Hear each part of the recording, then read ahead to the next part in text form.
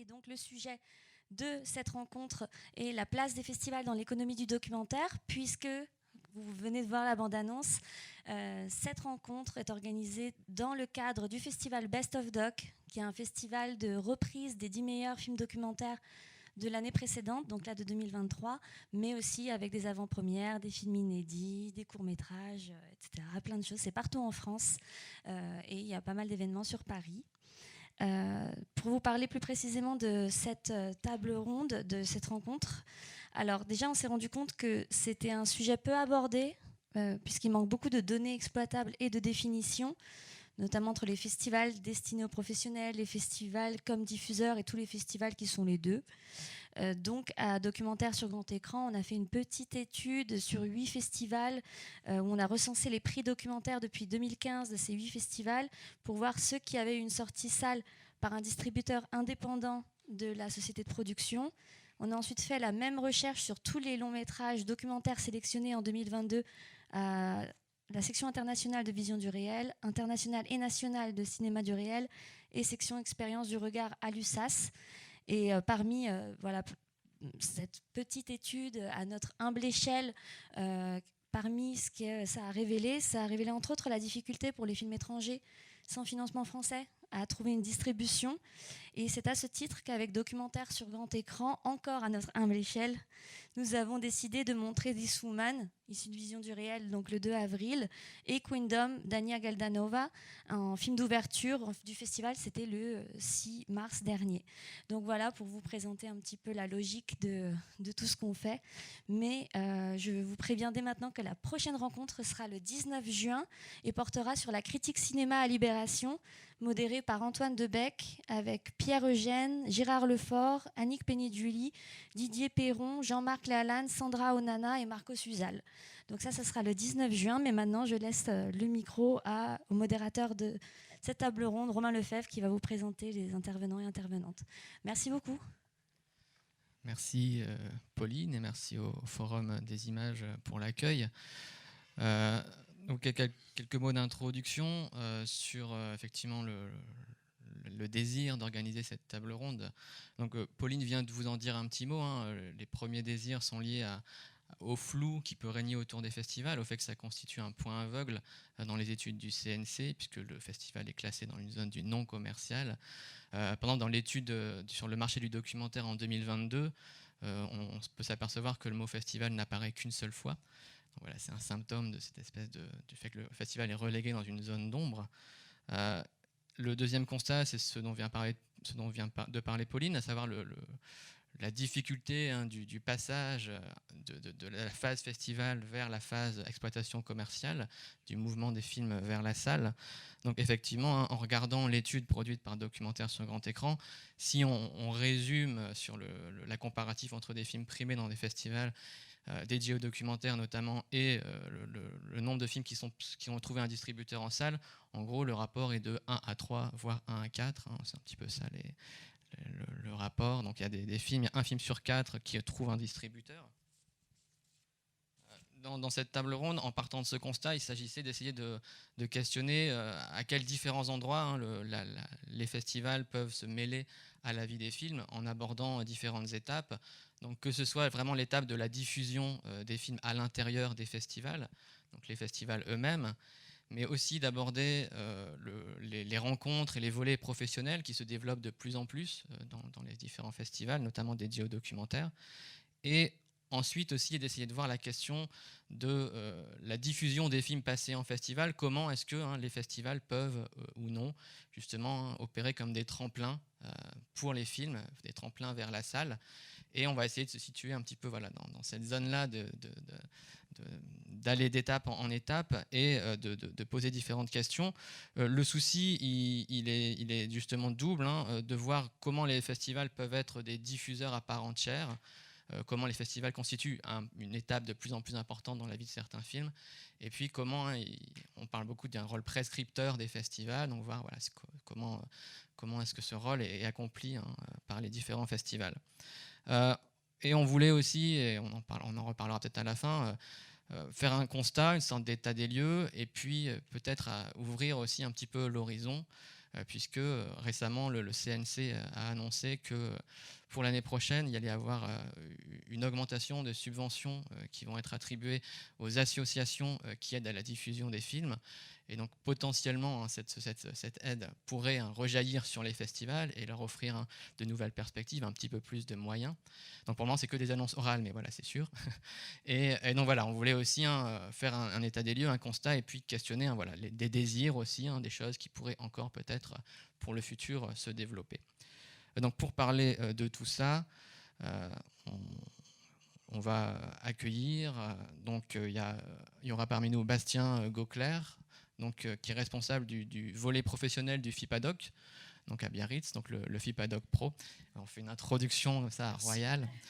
Ça, le premier doit choisir sa place, c'est le plus compliqué. On va faire dans l'ordre. Il y a également Catherine Bizerne, donc, directrice artistique du cinéma du réel, donc, dont la prochaine édition a lieu dans une dizaine de jours au Centre Pompidou.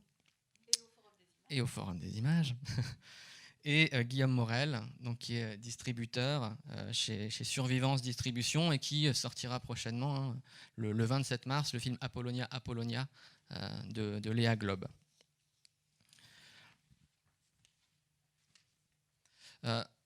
Donc, on va, comme je le disais, essayer d'aborder les différents endroits, les différentes étapes de la vie d'un film avec lesquels les festivals peuvent interagir. Et je propose de commencer justement par la question des rencontres professionnelles, des volets professionnels qui ont lieu dans les différents festivals. Donc là, je vais plus m'adresser au départ à Bastien et Catherine. Et peut-être, Bastien, tu m'avais parlé d'un questionnaire que tu avais envoyé aux invités du FIPADOC pour avoir des retours et de leur demander un peu leurs attentes vis-à-vis des festivals.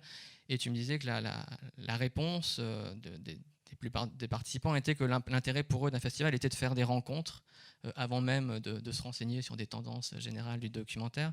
Donc, est-ce que tu peux peut-être parler de ça et de dire en quoi est-ce que ce désir-là est lié peut-être à la manière dont sont organisés des pitchs internationaux qui se font donc, au FIPADOC? Oui, bien sûr. Je vais peut-être dire 2 mots déjà sur le FIPADOC, parce que c'est forcément partie prenante de la réponse, d'où on observe ça.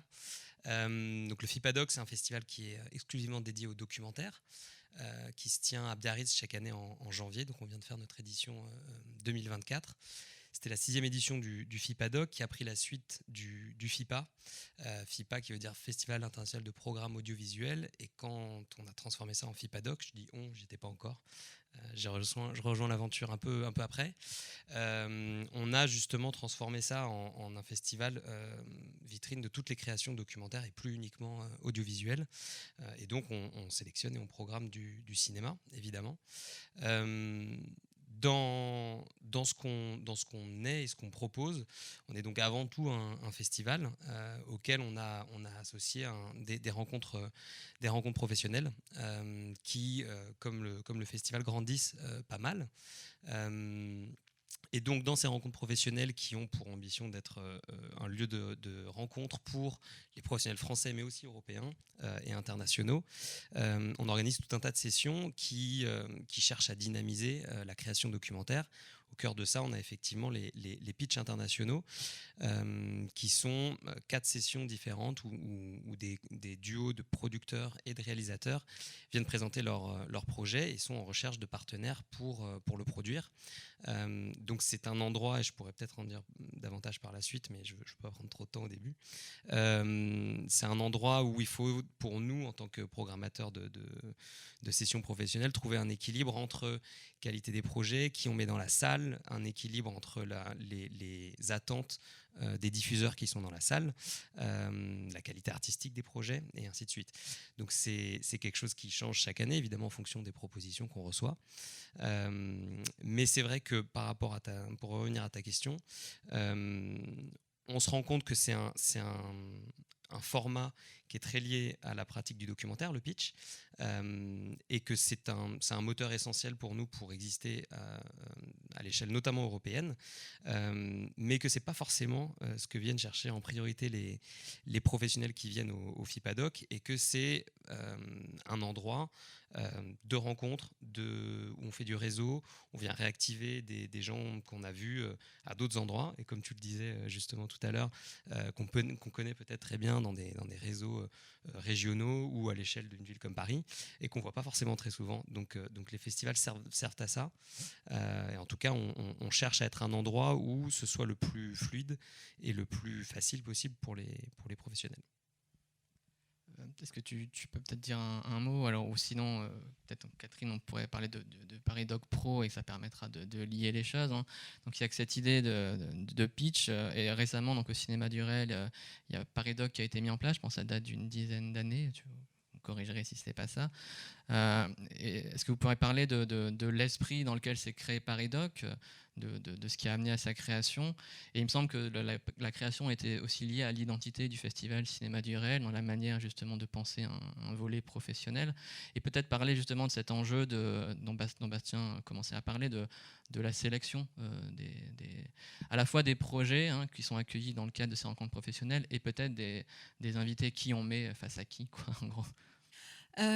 Oui, alors c'est vrai que dans l'histoire contrairement par exemple au FIPADOC, qui vraiment est issu de ce festival qui était le FIPA, qui originellement a été créé aussi comme un marché. Cinéma du Réel, donc c'est un festival dont on va faire la 46e édition. C'était un festival qui à l'origine, était plutôt un festival vraiment à destination du public. Et même, c'est quelque chose qui est resté longtemps dans les gènes du festival, et alors que quand les autres festivals se sont créés, l'ITFA ou ou quand Vision du Réel a créé un marché, etc., Cinéma du Réel n'a pas du tout c'est pas du tout mis en place, un volet professionnel. Et c'est vrai que quand donc c'est la 11e édition de ParisDoc. Donc ParisDoc a été mis en place par Maria Bonsanti quand elle était déléguée générale, et l'idée c'était de venir à un endroit très spécifique, qui était l'idée de soutenir quelques films sur le passage de la production à la distribution, de la production à la diffusion. Et c'était très spécifiquement de montrer et de prendre aussi, de faire ce qui n'était pas en cours ailleurs. C'est-à-dire qu'ailleurs, quand il y a des projets en work in progress, c'est souvent des extraits, par exemple à Cannes, etc. Là, l'idée, c'est on monte le film dans l'état où il est en entier. Avec l'idée, c'est peu de films. Parce que l'idée de ParisDoc, c'est absolument pas d'être un marché. D'abord, Cinéma du Réel n'a absolument pas les moyens de créer un marché. C'était plutôt l'idée de proposer à un certain nombre de films choisis de rencontrer un panel de distributeurs, programmateurs de festivals. Et ça, donc c'est ça qui a été mis en place il y a donc maintenant plus de 10 ans. L'idée, c'était vraiment de faire du cousu humain. Et c'est vrai qu'on travaille, par exemple, les WIP de ParisDoc, il y a 6 projets, et la personne qui est en charge des projets, elle passe 2 heures avec chaque porteur de projet.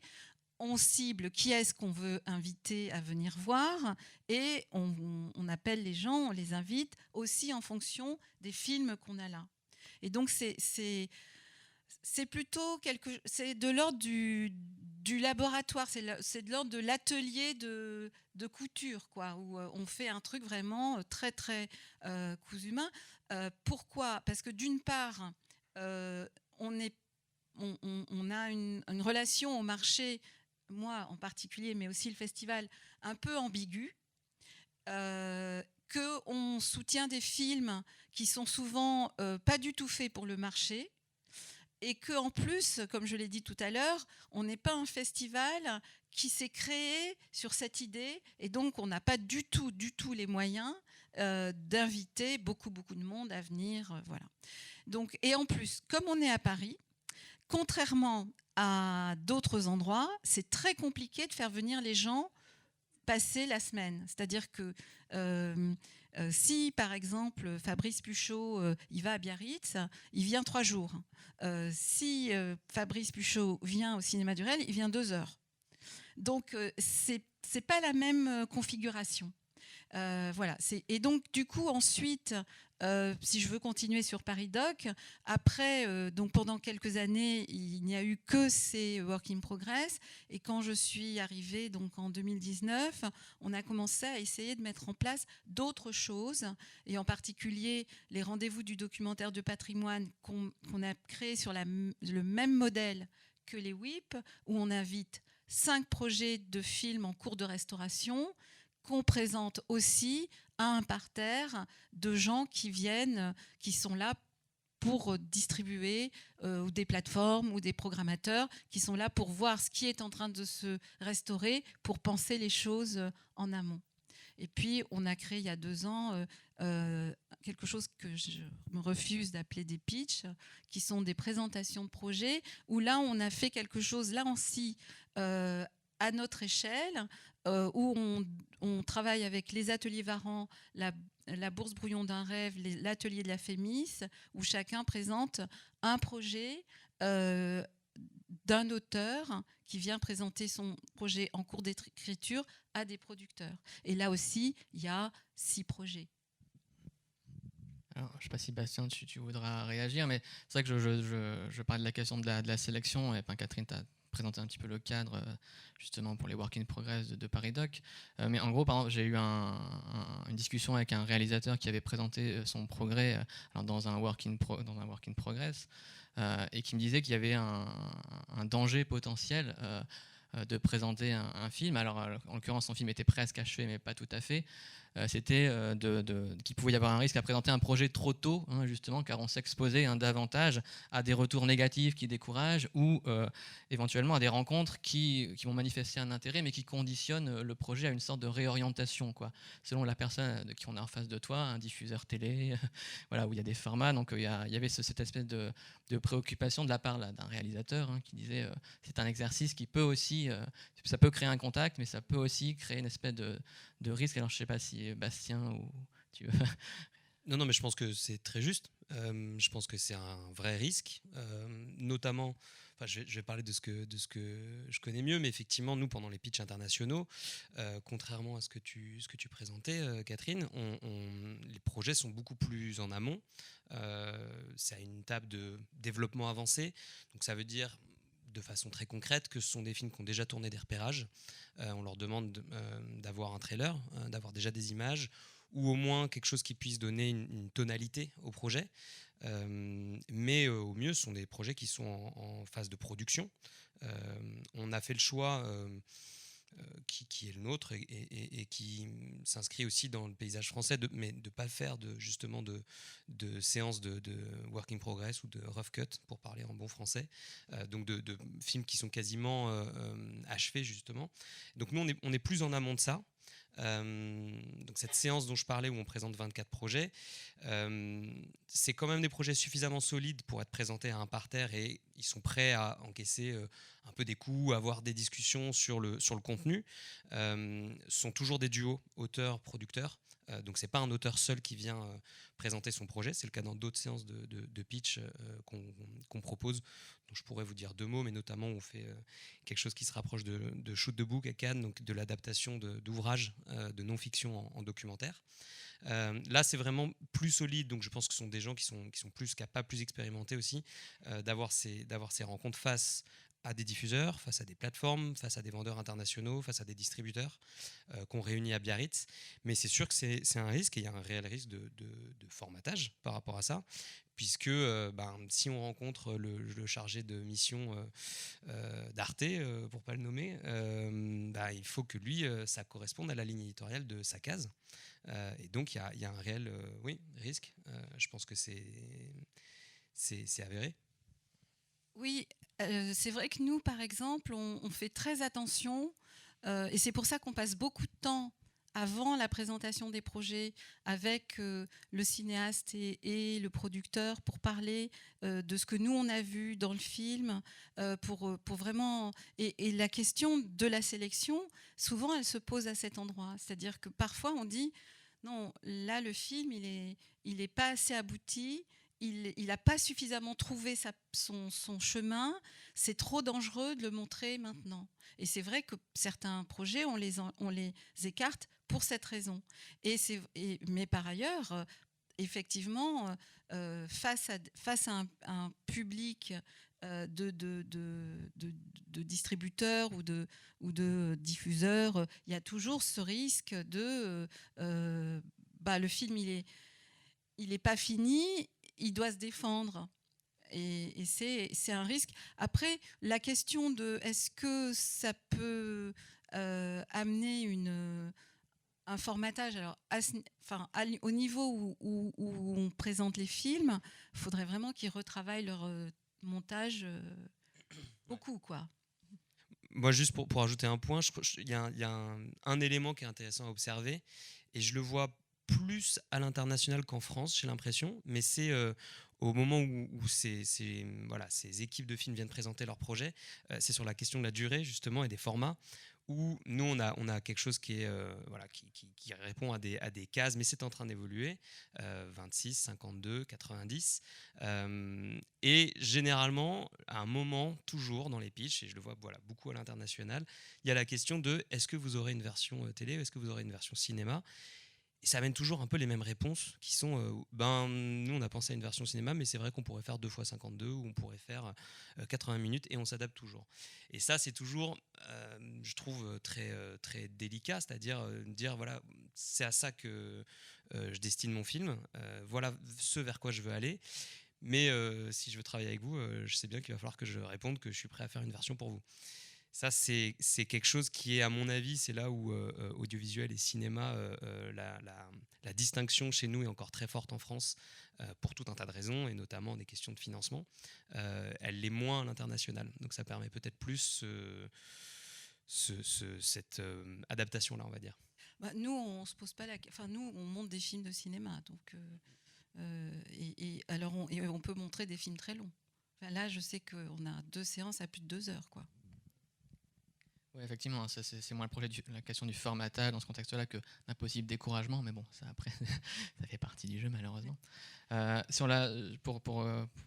que nous on fait aussi, c'est que tous les gens qui sont invités à venir, enfin pas tous, mais par exemple les vendeurs internationaux, les gens un peu importants, on leur parle à chacun de tous les films qu'on montre. Et on leur dit aussi, celui-là on pense qu'il est pour toi, enfin... Et on les prépare aussi à regarder ce qu'ils vont voir, quoi. C'est pour ça qu'on n'est pas vraiment qu'on est sur des petites échelles. C'est parce qu'en fait, chaque personne qui rentre dans la salle, la personne qui s'occupe des WIP, elle a parlé à chacun avant, quoi. Là, vous parliez de justement cinéma, télévision, comment il peut y avoir en France un vrai partage entre ces deux dimensions. Et là, quand on parle de la place des festivals dans l'économie du documentaire, ce qui se développe aussi parfois pour l'importance des festivals dans l'économie du documentaire, il y a parfois aussi dans certains festivals des choses qui sont fléchées, et c'est plutôt parfois avec des diffuseurs de télévision. Je pense par exemple à un appel à projet qui a lieu dans le festival Film et Travail de Poitiers, où France 3 Nouvelle-Aquitaine, en partenariat avec le festival, fait un appel à projet autour d'une thématique qui est le travail. Et donc voilà, il y a un engagement de France 3 en termes de production sur un projet. Sauf que le projet est conditionné justement pour une diffusion télé, et le calendrier de production est aussi resserré sur une année. Je crois qu'à Ciné Latino, il y a aussi un partenariat avec France 3. Il me semble qu'au Cinéma du Réel, First Contact est aussi... alors je ne sais pas si je me trompe, une autre dimension du Paris Doc Pro, où là, il s'agit justement de flécher parce qu'on a un accord entre le festival et des partenaires. On a un accord avec personne. Simplement, c'est vrai qu'on First Contact, c'est venu vraiment d'un désir qu'on avait. En fait, moi, j'aurais rêvé de monter un atelier pendant le festival sur des projets où pendant le festival, les gens auraient rencontré des chercheurs, des intellectuels, des philosophes, etc. autour de leur projet. Bon, c'était impossible à monter.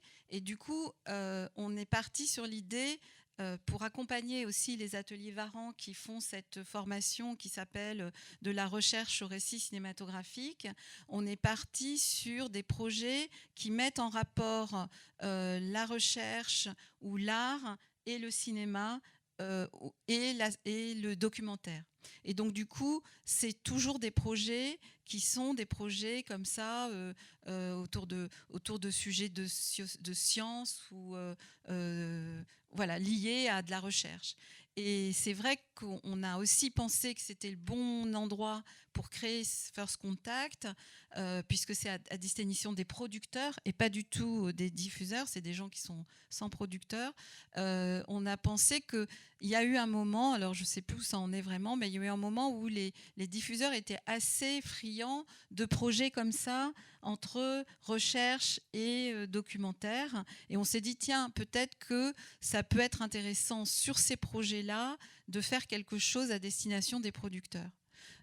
Et c'est vrai que c'est comme ça qu'on a pensé la chose d'une façon un peu maligne, en se disant les producteurs vont être intéressés parce qu'ils savent que pour eux, c'est porteur. Et donc nous, on met pas les mains dans la diffusion, mais on se dit finalement les producteurs, peut-être ils peuvent s'intéresser à ces projets parce qu'ils savent que les diffuseurs en auront envie.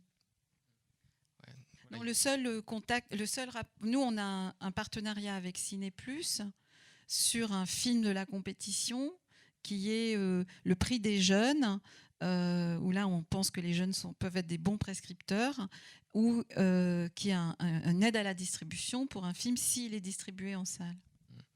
On va en reparler et ça me permet de passer un exemple qu'on voulait prendre, et peut-être on va aller justement sur la question de la distribution, et bon, voilà, on aura l'occasion, je pense, de revenir ensuite sur d'autres questionnements et le rôle de différents acteurs, mais on voulait un petit peu, pour rendre un peu concrète la discussion de cette table ronde, parler d'un exemple de film qui a eu un parcours assez important en festival. Donc cet exemple, c'est le film Coconut Head Generation de Alain Cassanda, qui est produit par la société Agimati Film, qui est une société cofondée par Alain Cassanda lui-même et l'anthropologue Émilie Guittard. Les deux sont quelque part dans la salle.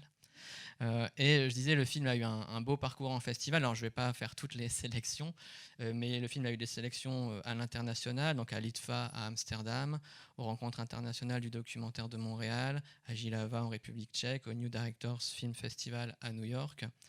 En France, aux 3 continents, a filmé le travail à Poitiers, aux écrans documentaires, au cinéma du réel, où il a obtenu le Grand Prix, à Entrevue de Belfort, où il a fait sa première, à Entrevue de Belfort, donc, où il a obtenu justement le prix Ciné Plus, et également au Rendez-vous de l'Histoire de Blois, où le film a eu un prix pour une aide au mixage.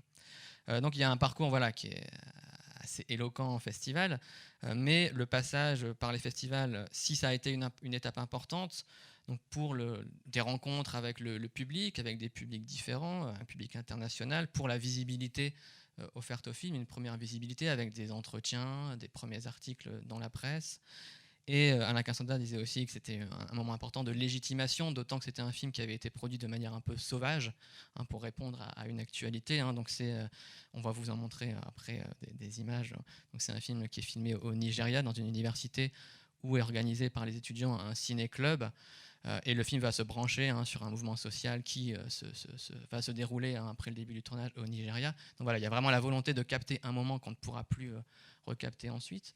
Donc voilà, le festival a légitimé cette démarche un petit peu spontanée, mais ça n'a pas pour autant facilité le fait de passer à l'étape de la salle et de trouver un distributeur. Donc le passage à la diffusion commerciale en France restait un parcours du combattant, puisque malgré donc, le prix Ciné+, c'est 15 000 € en achat de droits par la chaîne Ciné+, donc Agimati Film a aussi investi l'argent lié au Grand Prix du cinéma du réel pour le mettre sur la table face à un distributeur. Donc malgré ces sommes, les distributeurs sont restés frileux pour différentes raisons. Parce que voilà, ça pouvait être des choses, je pense, très, très concrètes, déjà des films prévus, ou aussi parfois l'idée que c'est un film qui représente un risque, qui serait jugé comme n'étant pas adapté justement au marché. Voilà, le potentiel commercial du film aurait été jugé parfois insuffisant. Donc voilà, après un long parcours, le parcours en festival, je pense, a commencé il y a 1 an et demi.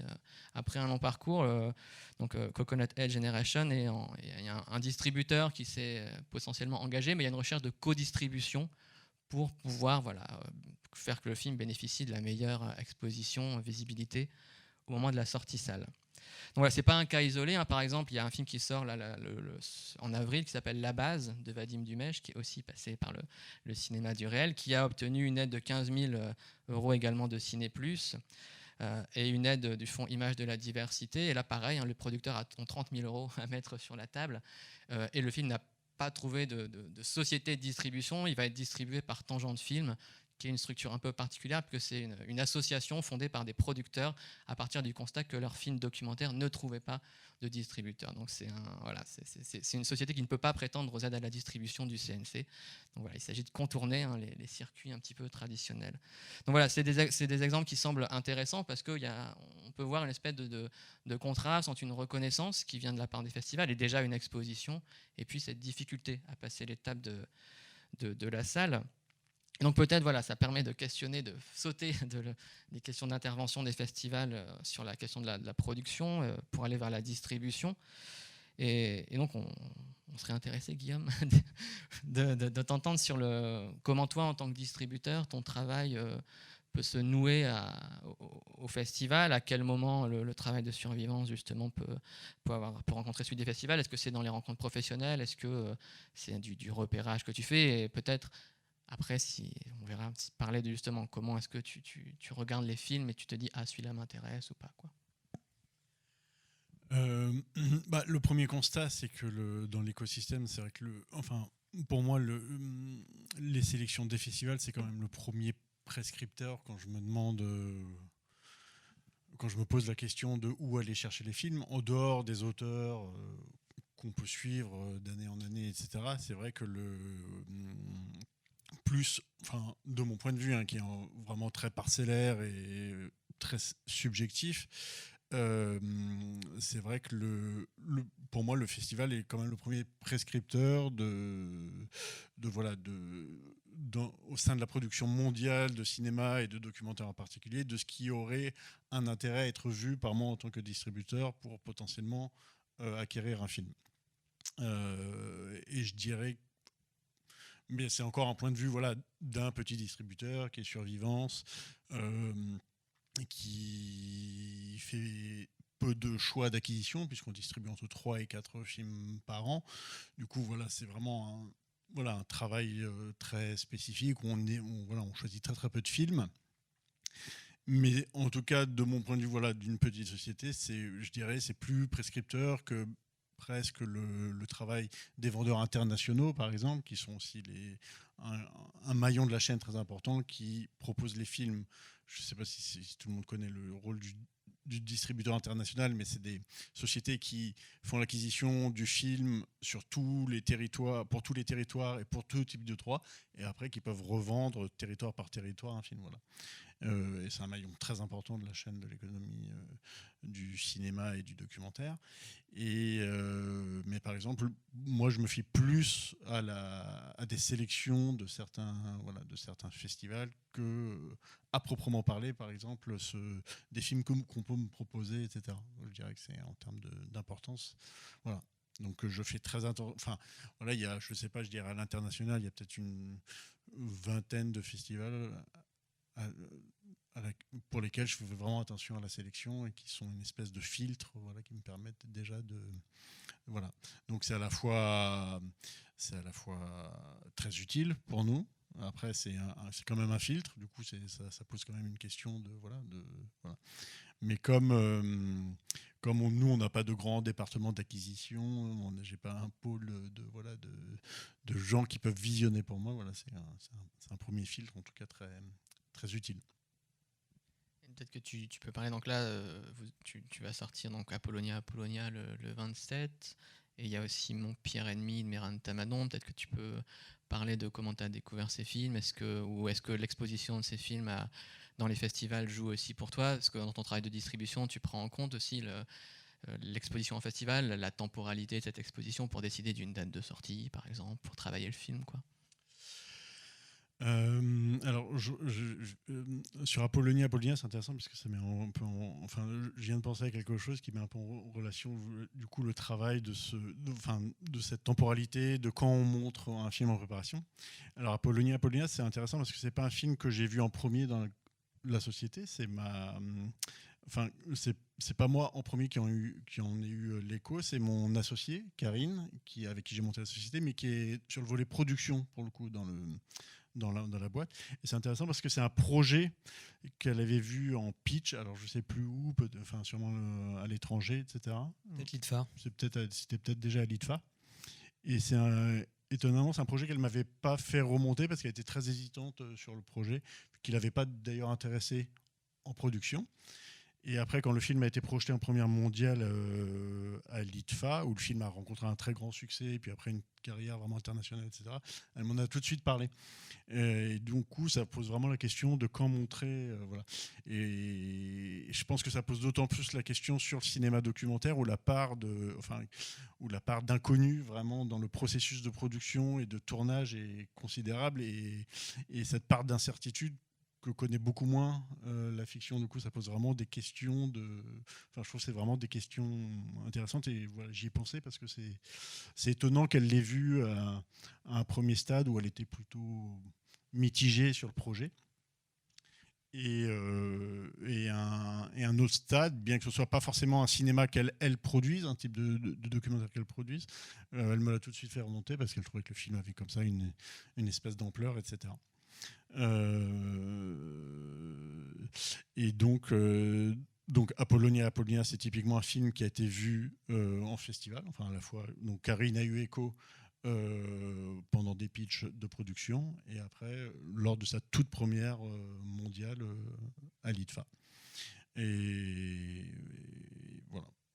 Donc c'est vraiment un projet, pour nous, qui a été acquis grâce à l'économie des festivals. Et Mehran, moi, c'est un cinéaste que j'ai connu par le cinéma du réel, avec je sais plus, j'avais pas vu BSIG à l'époque, mais c'est vraiment un réalisateur que j'ai découvert avec Iranien, qui a gagné le Grand Prix au cinéma du réel en 2014.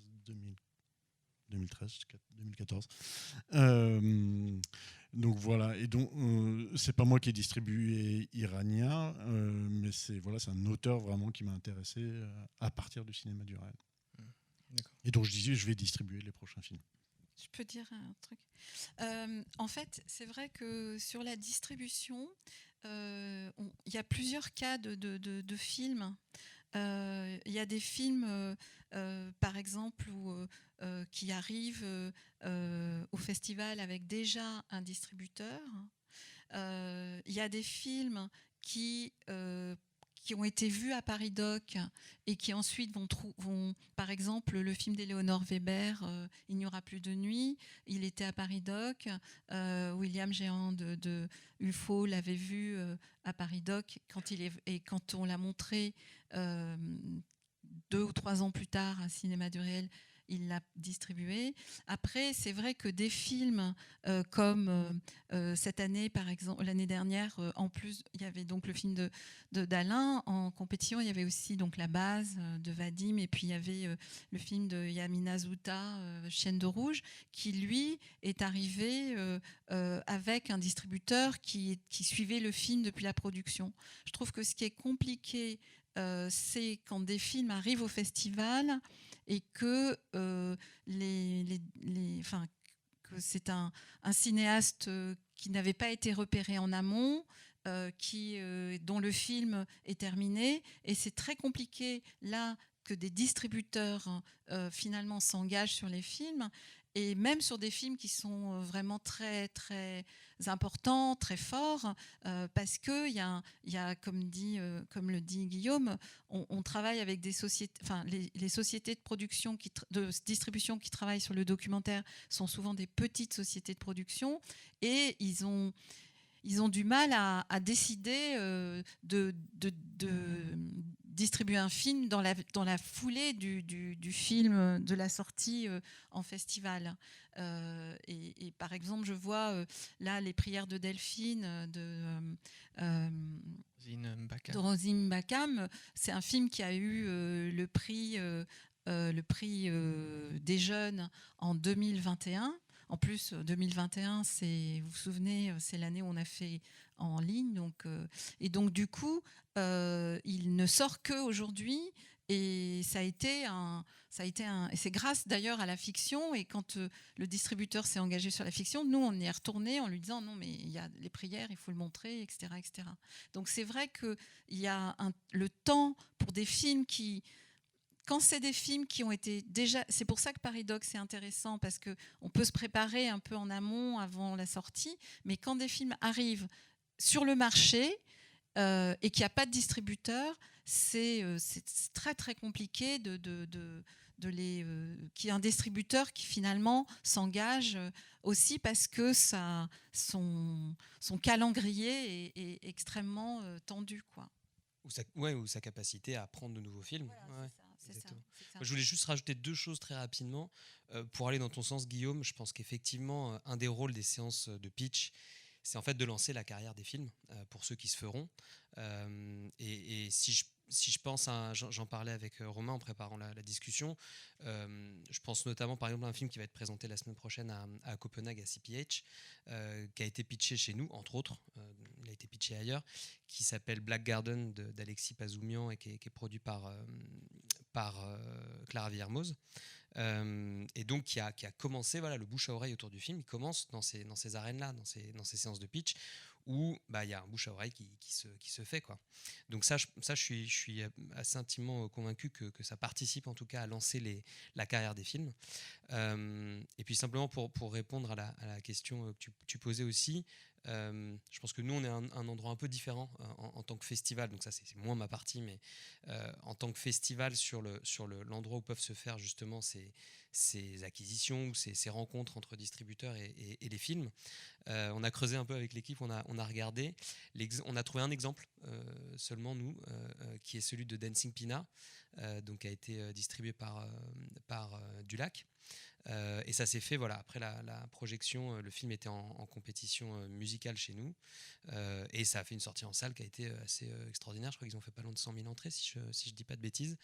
Donc voilà, ça c'est un exemple sur une année, donc en 2021, si je ne dis pas de bêtises, parmi 150 films programmés chaque année, donc court, long, ce ne sont pas que des films de cinéma, mais voilà, c'est plutôt du domaine de l'exception, et je suis d'accord avec ce que disait Catherine. Nous, généralement, les films, quand ils nous arrivent, on sait s'ils ont un distributeur ou pas, et généralement, c'est plutôt pas.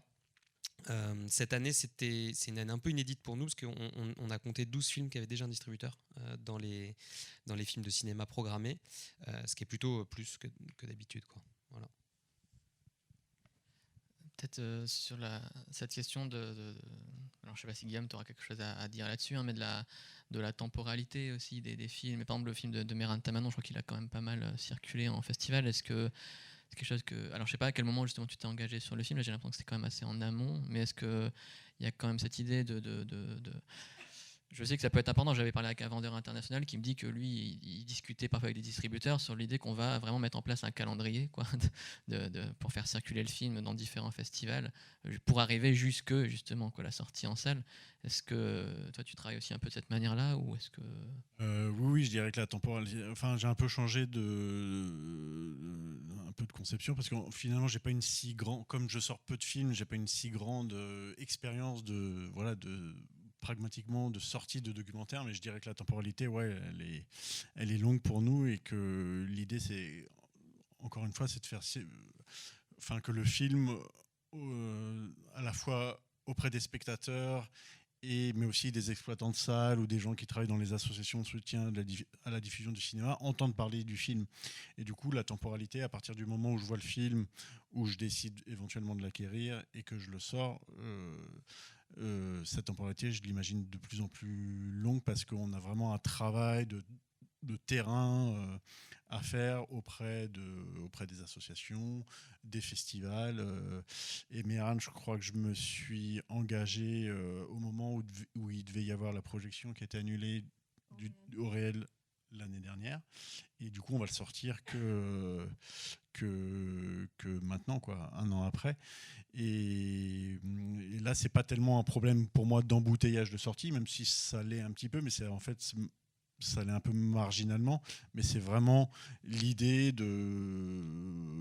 d'éprouver, enfin pas d'éprouver, pas au sens de le fatiguer, mais vraiment de faire se rencontrer vraiment le film avec le terrain de la réalité, quoi. Est-ce que voilà. Et du coup, nous, c'est vraiment un indicateur de savoir si, une fois que le film est passé au réel, est-ce qu'on va réussir à le faire programmer dans des festivals en région plus petits, etc., auprès d'associations, auprès de thématiques, de festivals qui travaillent sur des thématiques comme Film et Travail, etc., qui sont vraiment pour nous des espèces de balises très importantes par lesquelles il faut passer, qui sont à la fois, encore une fois, pour faire connaître le film auprès du public, qui est un bouche à oreille, et au fur et à mesure aussi vraiment des exploitants. Aussi, nous, on s'appuie beaucoup sur le documentaire, sur des associations qui peuvent s'emparer de la thématique du film. Donc là, sur les films de Méran Tamanon, on a toute la thématique sur l'Iran, comment le film peut évoquer le mouvement Femmes, Vie, Liberté, par exemple, tout ce qui est lié aux droits humains, etc. Et il a un peu changé aussi j'avais un peu changé mon fusil d'épaule en me disant qu'il fallait justement, avant, je me disais, fallait pas trop, fallait garder un peu la primeur du film, de ne pas trop l'épuiser, justement. Voilà. Et en fait, c'est mon programmateur qui m'a dit ça, mais non, il ne faut pas travailler comme ça. En fait, il faut se dire qu'il n'y a pas un public défini, fermé, et que, en fait, voilà, les films, ça peut être montré, et qu'il n'y a pas un public défini, terminé pour un film, et que c'est comme ça, en le faisant connaître, qu'on élargit petit à petit. Donc voilà. Donc idéalement, il faut travailler 1 an en distribution. Alors c'est pas 1 an de travail acharné sur le film, mais on a bien besoin, j'ai l'impression, d'une année, voilà, ne serait-ce pour aussi communiquer, avoir une affiche cohérente, voilà, pas avoir une espèce de travail précipité, voilà, sur les films. Ouais, donc la circulation constitue déjà une première existence, et aussi ce qu'on disait, il y a quand même des rencontres avec le public. Et c'est là où il n'y a pas de données sur justement qu'est-ce que ça représente, hein, les entrées aussi, combien de public, finalement, combien de personnes peuvent voir un film au fil des expositions. Mais je voulais peut-être reparler de dans le rôle que peuvent avoir les festivals. Donc on a évoqué le prix Ciné Plus, et on pourrait se dire que les prix sont des leviers aussi, justement pour être incitatifs, et puis pour dire on réduit un peu une prise de risque. Mais donc ce que je comprends, c'est que ça ne suffit pas, que les prix, voilà, ne contrecarrent pas des logiques qui sont autres. Mais est-ce qu'il y a pas peut-être, alors là je parle aussi à ceux qui sont plutôt impliqués dans l'organisation de festivals, justement les contacts avec des diffuseurs peut-être pour essayer de trouver des prix qui eux sont vraiment importants. Est-ce que c'est là un travail qui vous intéresserait, ou que vous dites voilà, on réduit encore un peu les risques, ou est-ce que c'est plutôt en termes de collaboration avec des distributeurs pour dire on accompagne l'exposition de vos films? Donc par exemple au Cinéma du Réel, c'est les séances spéciales, je pense qu'ils sont un peu cet endroit d'accompagnement du travail des distributeurs. Et voilà, je me dis, les prix sont censés justement être des espèces d'aides pour la vie, soit des auteurs, soit des films, puisque les prix sont... Donc là, c'est bon, je dis ça, c'est facile de dire les choses, mais on pourrait se dire, voilà, quand on interroge le rôle des festivals et qu'on constate qu'il y a une difficulté de passage, on se dit, là, est-ce qu'il n'y a pas mais qui en même temps à qui on pourrait s'adresser quoi, pour dire que des prix soient des facilitateurs quoi, Je sais pas, je pense qu'il y a plusieurs choses dans ce que vous dites. Il y a des films que moi je lâche pas et à chaque fois que je vois Guillaume, je lui parle du film qui a eu le prix en 2022 et il trouve. Voilà, à chaque fois je le vois, je lui reparle de ce film. Je me dis qu'à un moment donné, il va dire d'accord. Et puis, donc c'est vrai qu'il y a des films comme ça, et c'est ce que j'ai fait avec les prières de Delphine, c'est-à-dire que je pense que tous les ans, on connaît les distributeurs, on va pas leur proposer n'importe quel film, et donc moi je vais les voir et je leur dis mais non, mais écoute, celui-là là c'est pour toi. Enfin bon, après on est dans il faut savoir aussi qu'un festival, on travaille pas toute l'année. Enfin, moi, si j'ai la chance de travailler toute l'année pour Cinéma du Réel, mais on est une petite équipe, très peu nombreux, et notre objectif, c'est de faire des festivals. C'est pas voilà, c'est pas d'accompagner les films, et on le fait du coup.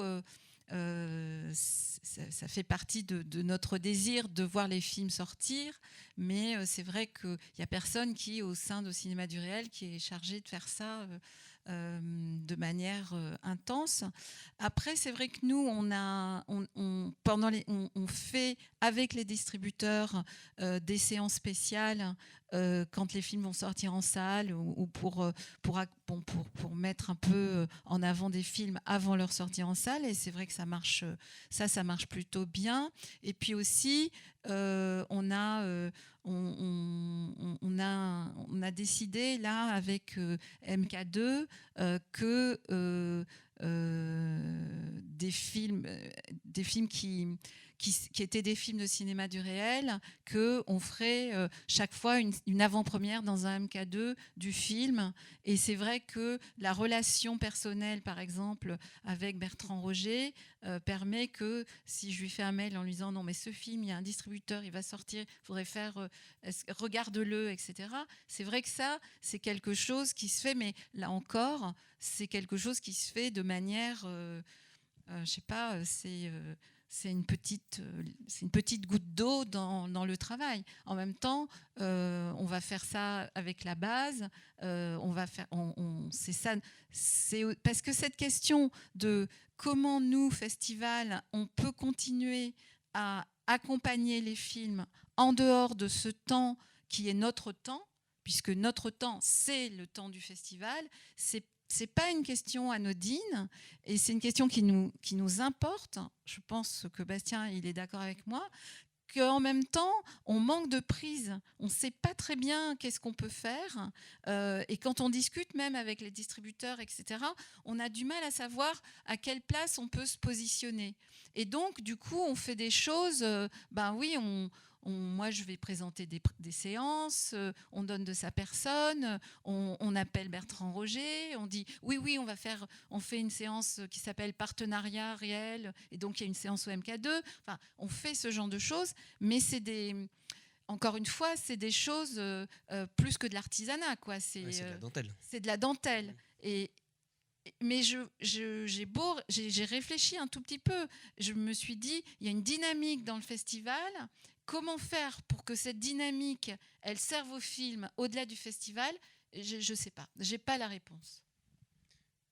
Moi, je voulais juste rajouter alors, je pense comme au Réel et comme dans beaucoup de festivals, le fait d'accompagner les séances par la présence du ou de la réalisatrice et des questions-réponses à la fin de chaque séance, ça, je pense que c'est quelque chose d'important dans le lien avec le public et qui s'est généralisé.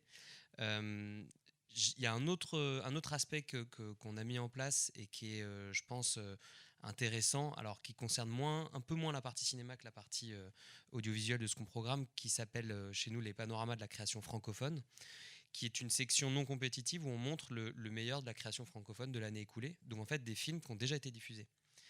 Des films qui sont déjà sortis à la télévision, qui sont déjà sortis en salle. Et cette année, on avait 2 films de cinéma, si je ne me trompe pas, Invincible été et Les Voyages d'Anton, voilà, qui sont des films cinéma qui ont déjà eu un distributeur. Et ça permet, puisque nous on est dans un exercice où on présente ces films-là à un public qui est basé enfin, un public néo-aquitain, qui n'est pas le public de Paris, qui n'est pas le public d'une grande capitale européenne. Et donc, il faut qu'on soit conscient de à qui on montre ces films-là aussi. On est moins, je pense, que le réel, par exemple, dans un exercice de recherche d'inédit. Il y a beaucoup de films qui nous arrivent, qui ont déjà été en première européenne ou internationale ailleurs. Donc, je pense que notre rôle à nous, FIPADOC en tout cas, c'est de contribuer à un moment, et pas forcément au tout début, pas à chaque fois en tout cas, à la vie de ces films-là, et qui continuent à trouver un public qui n'est pas un public uniquement d'initiés, de niche, mais un public plus large. Ouais.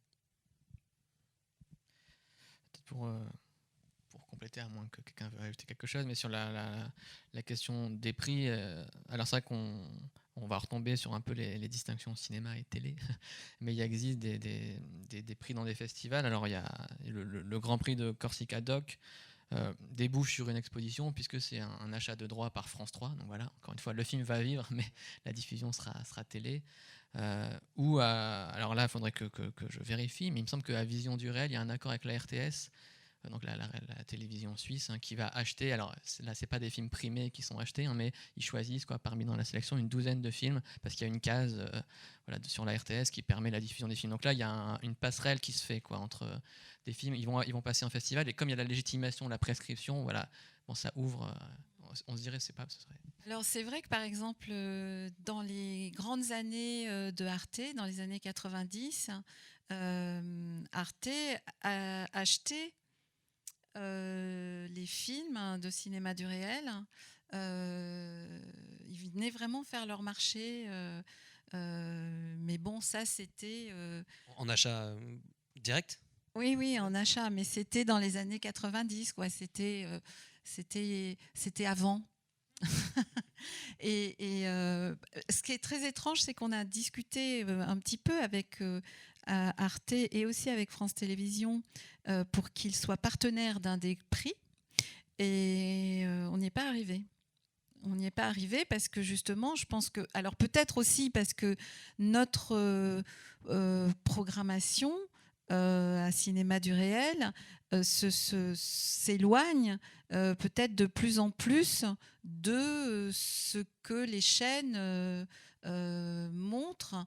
En même temps, si on regarde à Cinéma du Réel les films d'ouverture et de clôture des 5 dernières années, la plupart étaient des films Arte Cinéma.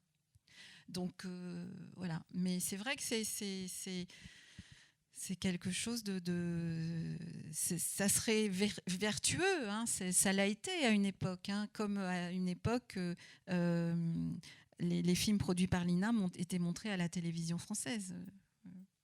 On l'a pas non plus, hein, c'est d'accord. Mais moi je crois aussi effectivement au rôle un peu prescripteur des prix, et je pense notamment à cette année, à titre personnel, moi, un film qui m'a vraiment enchanté et qui a gagné le prix Mitrani chez nous, qui est le prix premier ou deuxième film, qui s'appelle River Boom, qui va sortir en salle. Et là, ça pose presque un peu la question inverse, qui est de dire, en fonction du nombre de spectateurs qui l'ont vu déjà chez nous, c'est autant de spectateurs qui peut-être n'iront pas le voir en salle. Pour des films un peu fragiles, ça peut poser cette question-là en tout cas. Mais je suis convaincu que le fait qu'il ait un prix chez nous, et surtout à Premier Plan d'Angers, ça contribue, je pense, fortement au lancement du film, qui avait déjà un distributeur avant qu'il soit montré chez nous. Oui, moi je ne crois pas que je suis d'accord avec ce que dit Guillaume, c'est-à-dire que le public n'est pas un public fini, et que au contraire, plus on monte les films, plus on les montre, plus ils sont vus. Il ne faut vraiment pas penser que si on retient un film, surtout aujourd'hui, où le documentaire il fait pas l'ouverture de France de de France Inter ou ni de France, comment ça s'appelle, France 2, France 3, tu vois, il est pas. Donc du coup, il a besoin, je pense, qu'il y ait un espèce de brouhaha, même si nous on fait que du brouhaha, qui fait dire ah ouais, ce film, ah oui, il existe, ah oui, il a fait ça, ah oui, il a eu le prix, ou peut-être pas, mais même s'ils savent pas pourquoi, ils en ont entendu parler, et c'est un curieux de plus et un public potentiel de plus. Je crois que nous, c'est surtout les curieux qu'on éveille. Après, que le curieux devienne public, souvent, c'est pas de notre ressort à nous. Peut-être, Catherine, vous pourriez parler d'une chose qui me semble assez intéressante et qui est très récente, parce que là, on parle du camp distributeur, festival, mais il y a aussi des intermédiaires qui sont les salles et les exploitants. Et récemment, Cinéma du Réel a mis en place un parcours exploitant. Est-ce que vous pourriez... Oui, alors on a fait ça. Là encore, c'est jamais pour des bonnes raisons que ce genre de choses se fassent. C'est parce que je trouvais vraiment dommage, toujours dans cette idée que Cinéma du Réel avait une image de... je vois Christophe là qui est dans la salle, qui connaît bien aussi le festival. Que Cinéma du Réel, c'était un festival qui était un festival que j'appelle d'action culturelle, quoi. Et du coup, alors qu'on est à Paris, les exploitants ne venaient pas. Ce qui est très curieux quand même. Et donc du coup, on s'est rendu compte très vite que si on voulait que les exploitants viennent, il fallait leur proposer quelque chose. C'est-à-dire, ils vont aux Arcs parce qu'ils peuvent faire du ski. À Paris, il faut leur trouver un truc, quoi. Donc on a mis en place ce parcours où ils viennent toute une journée et ils peuvent voir comme ça dans la journée 4 films d'un coup. Donc pour eux, c'est hyper pratique. Distributeur, du coup? Oui, tu sais, l'année dernière, on a plus en tête l'année dernière, le film c'était un film de on avait montré ton film japonais. Ah oui, c'était en partenariat avec la CID. Oui. Voilà. Donc on fait ça en partenariat avec la CID et en partenariat avec la CRIF. Et on a une 40aine de salles qui viennent passer la journée avec nous. Où ils voient. Alors, il faut trouver les films qui leur conviennent, c'est-à-dire des films avec distributeurs, donc ils sont sûrs que le film va sortir, mais à la fois pas demain parce qu'ils l'ont déjà vu et pas dans trop longtemps non plus. Donc on leur arrange un créneau et c'est vrai que ça marche bien. Moi je rêverais qu'ils restent tout le festival et qu'ils voient tout le reste et tout ça, mais bon, voilà, on peut pas les emprisonner non plus. Mais ils ont une journée, voilà. Et cette année, ils auront un beau programme puisqu'ils verront,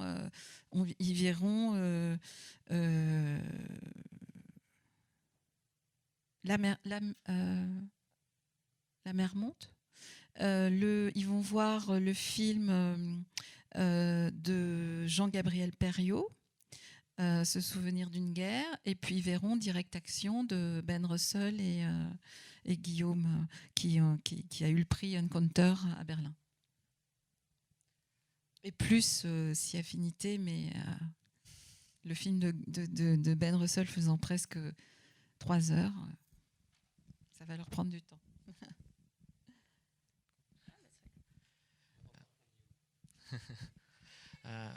Non, mais je voulais déjà peut-être dire une chose sur l'importance du rôle des festivals. Alors, c'est une importance toute relative, mais alors je ne sais pas de quand ça date, hein, mais un des problèmes aussi en France pour la distribution des films, c'est ce parcours au cinéma et audiovisuel, et que des films qui ne sont pas produits en cinéma ont d'autant plus de mal à trouver un distributeur que ça ne leur dégage pas du soutien automatique.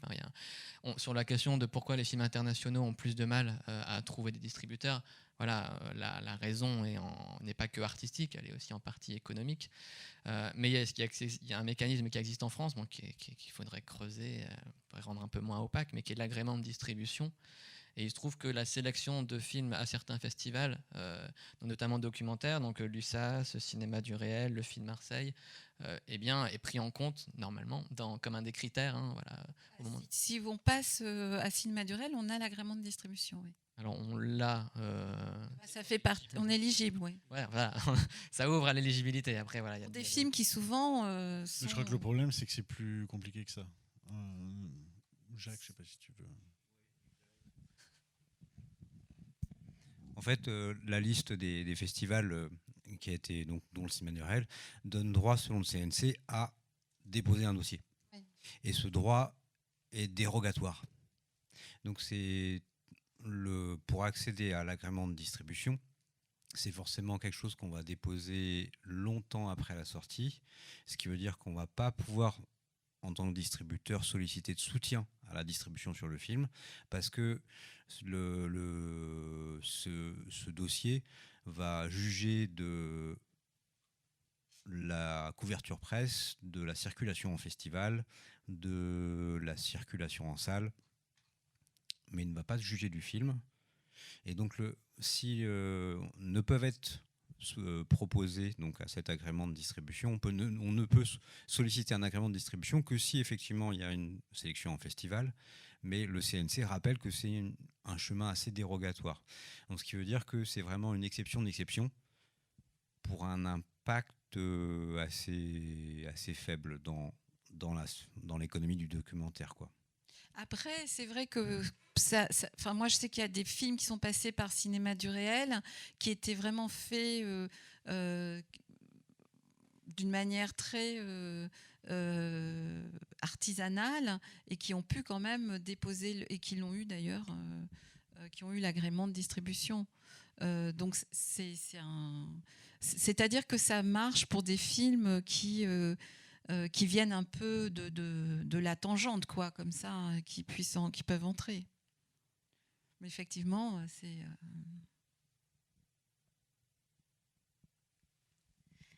Oui, moi, il y a un angle sur lequel je voudrais revenir, c'est la question comme tu disais, Catherine, l'action culturelle, c'est-à-dire le festival en tant que diffuseur, en tant que lui-même, et quelle peut être la vie possible d'un film documentaire qui n'aurait pas de sortie salle, mais qui tournerait énormément en festival, à la fois des festivals professionnels qui n'ont des premières, mais vraiment surtout la longue traîne des festivals. Je me souviens, il y a quelques années, il y a une jeune femme qui s'appelle Vanina Vignal, qui avait fait un film qui s'appelait Stella, et qui avait calculé finalement ce que la circulation dans les festivals avait généré, et finalement, elle avait reçu, en tant que productrice et réalisatrice du film, elle avait finalement gagné quand même un peu d'argent, je me souviens plus très bien, mais autour de 20 000 balles, quoi, de fait de faire tourner le film de festival en festival, et en plus sur une période beaucoup plus large que... c'est vrai que le temps de... Je sais pas combien de temps un film il reste en salle. Tu vois... C'est très concentré sur le documentaire, c'est un peu plus long, mais le gros du chiffre d'affaires, il se fait quand même sur 6 mois. Alors que là, ça peut sur 1 an, 2 ans, 3 ans continuer à circuler, quoi. Après, le problème qu'on a aussi, c'est que comme les festivals sont eux-mêmes de plus en plus pauvres, on propose des droits de diffusion pour les films hors compétition, puisque les films, chez nous, les films en compétition, on ne paye pas de filles, de moins en moins important. Alors, et ça, c'est vraiment dommage, parce qu'effectivement, on devrait pouvoir participer de cette économie. Et c'est vrai que moi, j'ai un peu honte de ce qu'on propose à chaque film. Nous, c'est vrai, je crois que, alors encore une fois, c'est pas tout à fait ma partie, pardon, mais il y a toutes les actions qu'on peut envisager. Je pense que vous avez la même chose sur le reste de l'année. Nous, c'est beaucoup ce que nous demandent certains de nos partenaires, notamment le CNC, pour ne pas les nommer, de développer d'autres actions à l'année pour aller toucher un public différent, plus large. Nous, très ancrés dans des territoires précis, autour de Biarritz, donc dans le Pays Basque plutôt francophone. Et on a notamment développé pas mal d'actions vers les publics qu'on appelle empêchés, Donc principalement des publics dans les milieux carcéraux, et on a un prix d'ailleurs qui est remis à l'occasion du FIPADOC, Coup de cœur dans les murs, et vers des lieux comme par exemple des EHPAD. Et là, c'est exactement, j'ai l'impression, ce que tu décrivais au début, pour autre chose, mais dans la dentelle, on va faire des projections à 40 personnes, 50 personnes, et voilà, ça c'est quelque chose qu'on fait vivre sur le reste de l'année, et on a des films comme ça, effectivement, on prend une séance, ça a l'air anecdotique dans un coin, on a des films qu'on fait pas loin de... Je crois l'année dernière, on en a un qui a fait tourner, qui a fait 1500 personnes de plus dans l'année, comme ça, par petit bout. Je pense que la plus grosse projection, il devait y avoir 100 personnes dans un village de l'arrière Pays Basque. Mais pris un par un, effectivement, au bout du compte, ça fait un sacré nombre de spectateurs. Alors en retombée économique, je pense que c'est limité, mais c'est à l'échelle de l'économie du documentaire aussi. Et je pense que c'est pas anodin. C'est pas... voilà. Alors nous, on a mis en place, il y a effectivement, comme beaucoup de festivals, il y a un prix des détenus, donc ça a lieu pendant le festival, avec les films, les courts-métrages de la compétition et de Première Fenêtre, enfin voilà. Mais moi, je résiste beaucoup, vraiment énormément, à l'idée que le festival, que Cinéma du Réel, ait une action sur toute l'année. Je m'occupe d'un festival. Les gens qui travaillent dans le festival sont tous des travailleurs précaires qui travaillent 6 mois, 8 mois pour ceux qui travaillent le plus. Ils travaillent pour mettre en place un festival. On n'est pas là pour faire de la circulation. Et ça, je résiste d'une manière farouche. Alors que quand je suis arrivée, il y avait de la circulation. Et la personne qui s'occupe de la circulation, maintenant, elle fait plutôt de la médiation pendant le festival, avec des scolaires, avec des publics empêchés, etc. Mais c'est pendant le festival. Pour ce qui est de la circulation hors temps du festival, on a mis en place un partenariat avec Images en bibliothèque et la Cinémathèque du Doc GIP, où là, on choisit dans notre compétition quelques-uns des films, et ces films-là, la Cinémathèque du Doc paye des droits de diffusion, et ils vont circuler pendant 3 mois dans le réseau d'Images en bibliothèque et de la Cinémathèque du Doc, mais on ne s'occupe pas de la circulation. C'est la Cinémathèque du Doc qui paye les droits. Images en bibliothèque, dont c'est le métier tout au long de l'année, c'est eux qui font circuler les films. Je maintiens que notre métier et notre savoir-faire, c'est de créer un événement sur un temps donné. On fait un happening, et ensuite, il y a d'autres gens dont c'est le métier qui font circuler les films. Alors, c'est pas facile à défendre, mais en même temps, la circulation, elle marche bien, et surtout, on a trouvé quelqu'un qui payait les droits des films. Et ça, pour moi, c'est vraiment important que si on veut participer d'une petite économie, il faut que il y ait un peu d'échanges monétaires, même minimes, quoi. Mais c'est vrai que pardon, je monopolise la parole, je suis désolée. C'est vrai que je trouve que cette idée que les festivals devraient, en plus du travail de festival, faire sur leur budget autre chose, de la part des partenaires financiers, sauf s'ils donnent de l'argent spécifiquement, et qu'il y ait des gens qui s'en occupent, parce qu'il faut qu'il y ait des personnels qui s'en occupent, c'est pas juste. C'est la même chose quand après le Covid, il fallait qu'on fasse tous des festivals hybrides.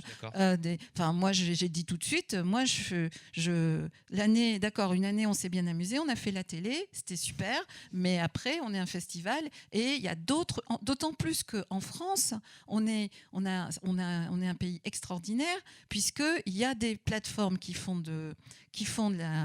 qui font ce travail de mettre des films à disposition sur des plateformes, qu'elles sont super en plus, ces plateformes, qu'il y a des gens comme Documentaire sur grand écran, Images en bibliothèque, qui s'occupent de circulation.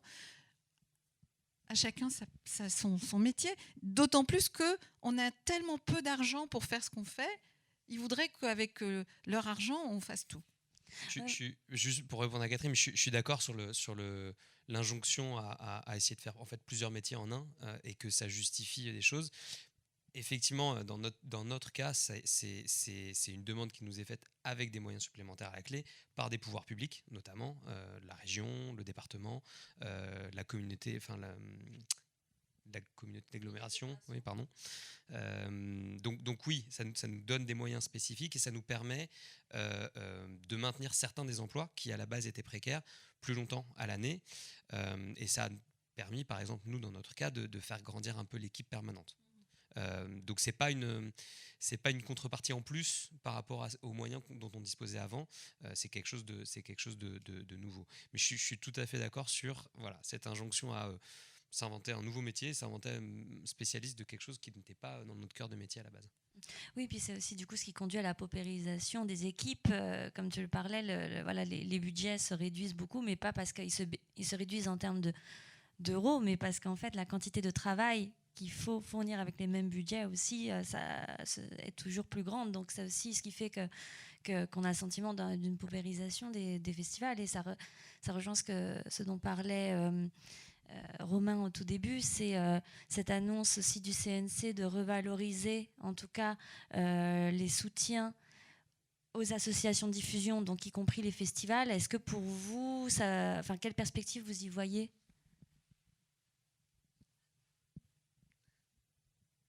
J'y vais en premier. Ouais, vas-y.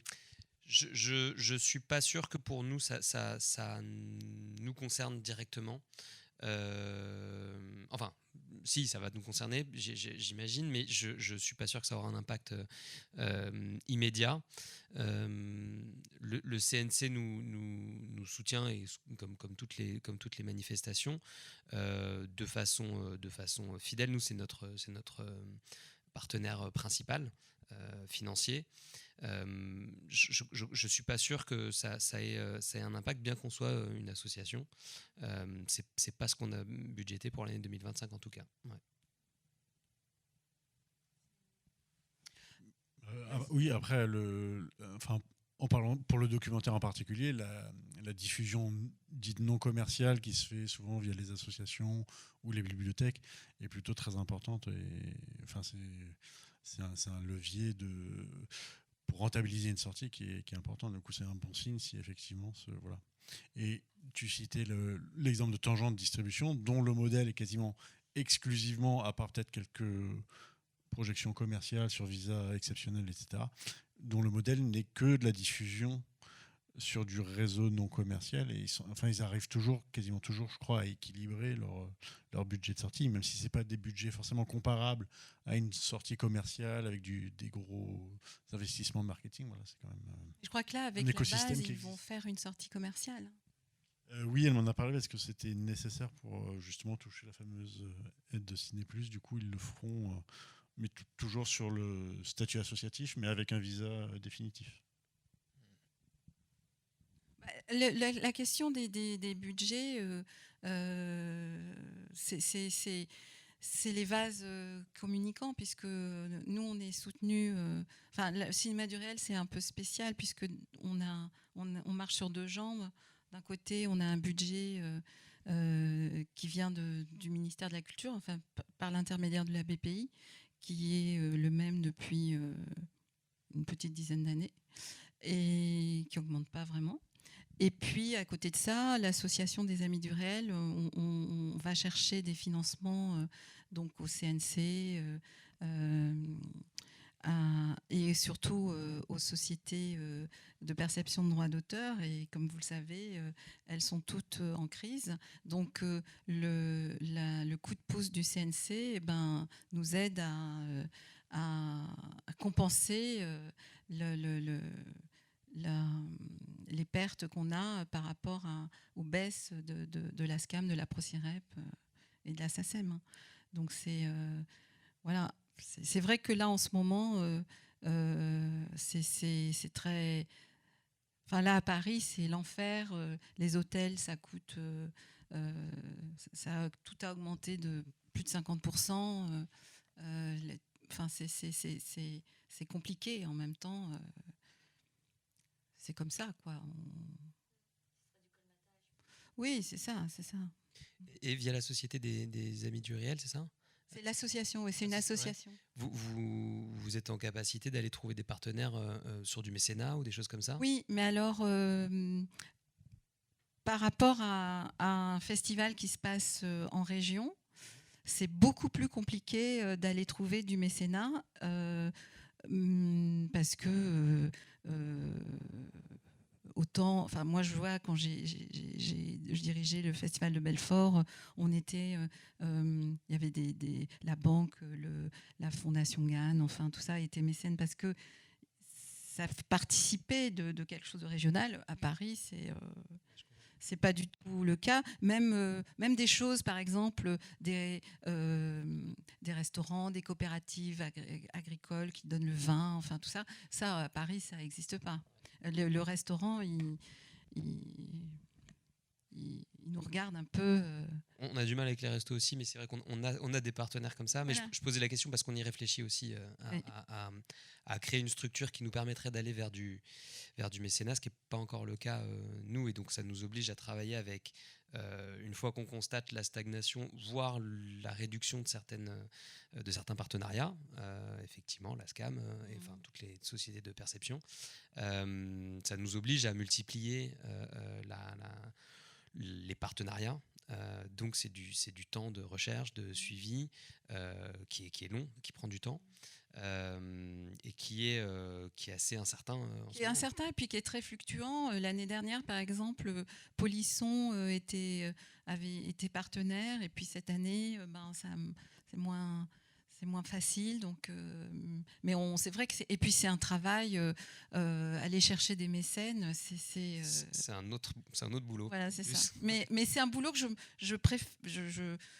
je veux bien passer du temps à ça, parce que oui, on doit aller chercher de l'argent, c'est sûr.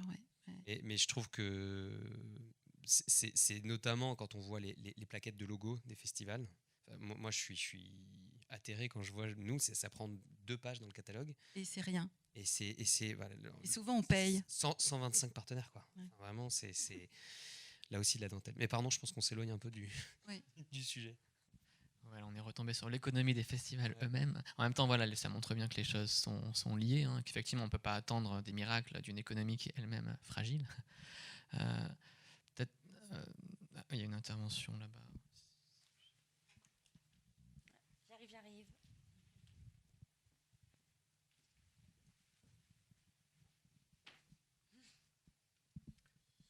Bonsoir, je voulais rebondir sur un point qui a été brièvement évoqué. Est-ce que aussi, ce qui permettrait quand même de fluidifier la relation dans le circuit festival, distribution, salle, ça serait pas aussi cette chronologie des médias? Alors, Monsieur Morel, vous disiez que pour vous c'était plutôt marginal, mais est-ce qu'on sous-estime pas cette question-là, sachant que je crois que l'espace entre la première diffusion en salle et le passage en VOD est que de 6 mois? Est-ce que le fait d'avoir une chronologie plus longue dans le temps, ça permettrait pas aux exploitants de salles d'avoir un petit peu plus de marge, d'avoir un calendrier un petit peu moins surchargé, d'avoir un peu plus de marge de manœuvre, notamment pour la diffusion de formats plus compliqués à diffuser, dont les documentaires? Non, enfin, franchement, je crois pas que ce soit un gros problème. Et enfin, en tout cas, j'ai pas l'impression que la sortie VOD d'un film documentaire empêche sa diffusion au sein des festivals, au sein d'autres moyens de démonstration. Enfin, là, il y a eu, par exemple, Bye Bye Tibériade a été diffusé 2 semaines avant sa sortie salle avec en replay sur Arte, et le film a très très bien marché en salle. Donc voilà, nous, le gros problème pour montrer les films en salle, c'est vraiment de convaincre les exploitants, quoi. C'est vraiment faire naître l'envie de l'exploitant, de s'emparer d'un film, etc. Et encore plus de pouvoir se projeter au-delà de... c'est une question un peu qu'on aborde en filigrane, c'est la question du documentaire comme perpétuel événement et événementialisation de sa projection, ce qui est aussi un problème parce que ça épuise les distributeurs et ça fait reposer aussi cette charge de la projection sur le rôle du distributeur qui doit potentiellement aller trouver l'association, prendre à ses frais, voilà, et que quand on organise une soirée événement, c'est pas suivi forcément d'une programmation en dehors de cet événement-là. Du coup, ce qui est très très problématique et qui pose un peu des questions un peu philosophiques aussi de qu'est-ce que l'exploitation. Donc tout ça pour dire que non, j'y vois pas le problème vraiment principal, mais plutôt globalement une perte d'intérêt dans le documentaire sous des formes un peu différentes de la part de l'exploitation en général. Voilà. En termes de chronologie, on parlait du prix Ciné+. C'est ça je pense qu'il y a cette question qui se pose pour ceux qui obtiennent le prix Ciné+, que c'est un achat de droit, mais en gros un encouragement pour un distributeur à s'engager, mais que là ça va être, c'est pas une avance, quoi, que quand un distributeur est plus fragile, ce prix-là a un effet voilà, qui est projeté dans le temps long, quoi, justement. Oui, il y a un peu des questions de trésorerie qui, en tant que société de distribution, c'est un peu toujours un peu aussi le nerf de la guerre. Mais après, un prix Ciné+, ça reste toujours une très très bonne nouvelle, voilà, pour un distributeur et une incitation, voilà, quand même, je trouve une incitation à la distribution. Alors après, pour nous, c'est une question à laquelle j'ai pas vraiment répondu. C'est jamais l'élément déclencheur, mais c'est évidemment un prix qui peut rassurer voilà, grandement. Après 15 000 €, c'est ce que coûte la distribution d'un film, c'est quand même pas beaucoup. Guillaume, tu peux dire. À notre échelle, c'est quand même beaucoup. Après, à l'échelle de l'industrie en général, oui, c'est peu. Enfin, je veux dire, mais nous, pour donner des ordres d'idées, on arrive quand même à construire des budgets de distribution intéressants. Mais oui, c'est quand même des investissements qui s'estiment autour de 30 000 € minimum, enfin, pour avoir un peu d'existence dans le marché. Au-delà, en dessous de 30 000 € de frais de distribution qu'on peut investir à la fois pour faire voyager le réalisateur en espace de publicité, etc.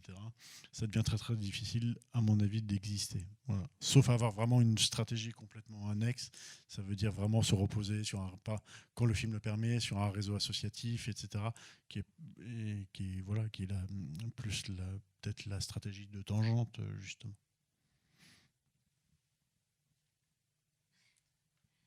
Pardon, j'ai plein de questions. Je me demandais, est-ce que vous remarquez au niveau des festivals et d'un côté au niveau de l'exploitation des attentes et des intérêts qui seraient différents pour les films documentaires? Est-ce que, par exemple, il y aurait certaines thématiques ou certaines formes ou même certains pays d'origine, certaines nationalités d'origine, par exemple, qui pourraient susciter beaucoup d'intérêt en festival, mais par contre, qui ne sont pas du tout les intérêts de l'exploitation, en termes de deux types de marchés qui pourraient être très différents? Certainement, j'ai pas de... Moi, c'est très spécifique et je pense que c'est lié à notre identité audiovisuelle et cinéma, mais la forme sérielle, à fond. Dans les arènes de présentation de projet, de pitch, c'est quelque chose qui revient souvent. Et je parlais tout à l'heure des questions sur la durée et le format. Ça, c'est une question qui revient beaucoup. Et que anticipent les équipes créatives, c'est-à-dire en disant je l'envisage comme un 90 minutes, mais discutons pourquoi pas d'une déclinaison en 2-3 épisodes. Ça oui, je pense que c'est vraiment quelque chose qui vient, moi j'aime pas beaucoup le mot marché, mais c'est effectivement des questions qui se posent beaucoup une fois que la présentation est faite en pitch, Nous, notre boulot, c'est aussi d'organiser des rencontres en tête-à-tête entre les porteurs de projets et les gens qu'on a mis dans la salle, donc des distributeurs, des vendeurs internationaux et surtout des chargés de programme, des diffuseurs. Et ça, c'est une question qui revient beaucoup, je pense, à ce moment-là. Donc, ils l'anticipent. Moi, je trouve que l'histoire du film de Alain, elle est assez symptomatique. C'est-à-dire que, ou les films les prières de Delphine de Rosine, c'est-à-dire c'est des films, quand les spectateurs les voient, tout le monde est vraiment enthousiaste. Et le film d'Alain a fait beaucoup de festivals.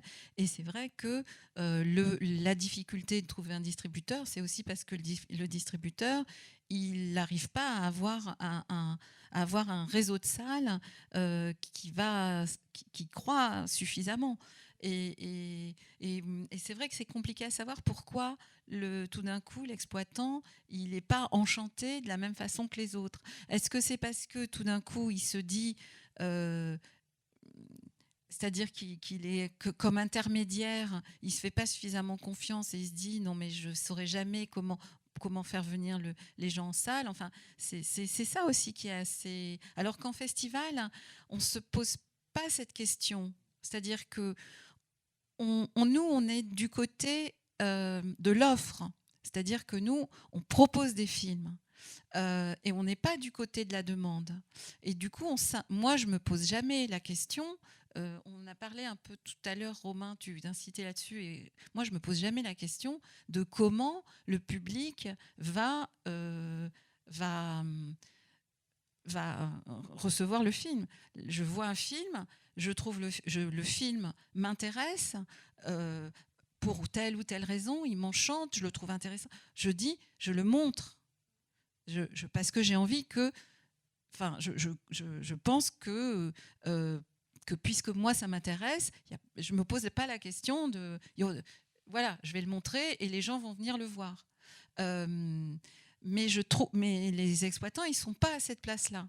Et c'est ça la question. C'est pas tellement la question des thématiques. Pourquoi nous ça fonctionne pour nous, et c'est parce que nous on se pose pas. Enfin moi en particulier, je pense que c'est la même chose pour vous ou pas pour Christophe. On se dit jamais mais que va penser le public. On dit voilà, moi je propose ça et enjoy quoi. Mais ouais, c'est une vraie question parce que moi il y a vraiment des clés que je n'arrive pas à comprendre. Pourquoi en festival on voit émerger des questions chez des cinéastes ou dans des sélections, etc. très fort, je ne sais pas, sur des questions décoloniales etc. Et en tant que distributeur, on n'arrive pas à trouver la clé qui va permettre à ce que le circuit d'exploitation s'en empare justement et que le film ne fasse pas flop au final. Et ça, c'est très très difficile à trouver. Et j'en parlais. Nous, on a sorti un film qui s'appelle À pas aveugle, qui est dans la section Best of Doc, qui pour moi avait c'est un film qui a circulé en festival, et voilà, sur des questions de comment le film s'insère dans un débat très théorique sur la représentation des camps, de la Shoah, etc., entre l'archive et le témoignage, etc. Bon, le film traitait un peu de cette question.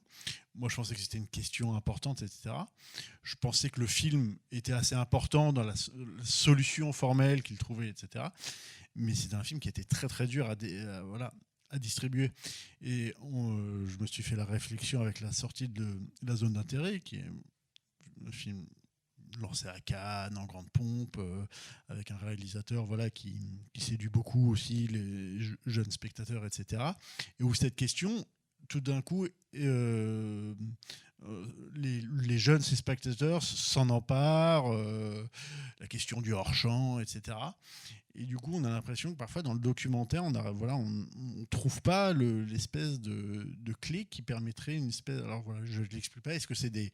Alors bon, bien sûr, il y a des questions d'industrie qui se posent. C'est-à-dire c'est des budgets de sortie qui ont rien de comparable entre À pas aveugle et La Zone d'intérêt de Jonathan Glazer. Mais voilà, c'est quand même des choses, moi, qui me préoccupent et qui sont... Voilà, il y a une formule magique, en tout cas, qui n'existe pas et qui est très, très compliquée. Et, voilà. Et parfois, on voit effectivement en festival des films qui suscitent beaucoup d'intérêt, des débats, etc., etc. Et on n'arrive pas à retrouver cet élan au moment de l'exploitation. Et c'est une question que je me pose sur le film de Mehran Tamadan. Voilà, je pense que dès qu'il y a un débat, dès que le film est montré dans un circuit de festival, etc., on voit qu'il suscite des choses très fortes. Mais voilà, à l'heure actuelle, je ne sais pas concrètement comment ça va se passer. En fait, moi, sur ton intervention, là, Guillaume, ça m'intéresse de t'entendre, Romain, en tant que critique au cahier du cinéma, donc qui t'intéresse autant au documentaire que à la fiction. Et quelle est ton interprétation de, là, précisément, le cas de figure qu'expose Guillaume? Qu'est-ce que tu en penses, toi? Oui, je pense que ce clivage festival et exploitation commerciale, la fonction prescriptrice de la presse est autant interrogée que celle du festival à ce niveau-là. Après, on parlait du parcours exploitant. Effectivement, la place de médiateur des exploitants, des questions qui se posent, elle me semble, est quand même importante à travailler. Avec Documentaire sur grand écran, il va y avoir une journée de prévisionnement dédiée aux documentaires dans le Hauts-de-France. Voilà. C'est aussi une manière d'amener les films vers des exploitants. En tant que critique, on s'expose aussi, c'est un imaginaire qui est dominé par le cinéma de fiction, et c'est vrai que c'est toujours une question, est-ce qu'on a parfois présenter des événements autour du documentaire, c'est toujours une espèce d'un double tranchant, quoi, parce que faut amener les gens, faut faire mettre en visibilité certains films qui ne sont pas les plus visibles, et en même temps, en les désignant du sceau infamant du documentaire, les gens peuvent déjà se dire, voilà, parce qu'il y a un imaginaire dominant, et que les gens, moi je donne des cours en licence 1 sur le documentaire, et documentaire d'auteur, cinéma, ça n'existe que très peu, quoi. Donc il y a cette barrière-là, je pense que c'est du travail de longue haleine, d'action culturelle, justement, de redéfinir un petit peu les termes. Il faudrait peut-être trouver des soutiens, effectivement, dans la diffusion aussi. Faire une double séance, la zone d'intérêt. Les discussions entre distributeurs, ça va être compliqué. Mais voilà, il y a c'est une question que moi je me pose effectivement depuis ma propre place, mais on est tous face à la porte. On voit la serrure, et on voit pas la clé forcément, quoi.